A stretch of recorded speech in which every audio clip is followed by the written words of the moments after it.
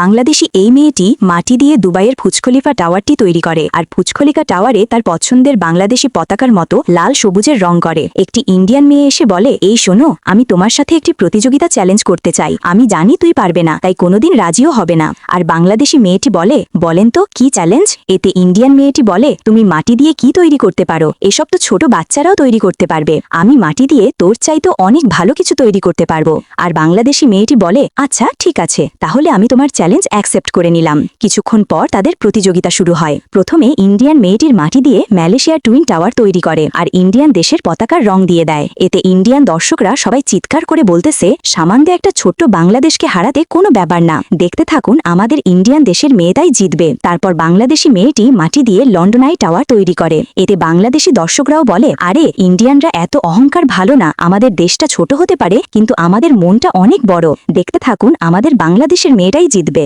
কিন্তু ইন্ডিয়ান মেয়েটি আর বাংলাদেশি মেয়েটির অভিজ্ঞতা সমান সমান থাকার কারণে বিজয় নির্ধারণ করা হবে আপনাদের ভোটের মাধ্যমে। ইন্ডিয়ানরা তাদের দেশের মেয়েটাকে জেতাতে কমেন্ট সাবস্ক্রাইব করবে আর বাংলাদেশিরা তাদের মেয়েটাকে জেতাতে এবং তাদের দেশের সম্মান রক্ষা করতে লাইক সাবস্ক্রাইব করবে।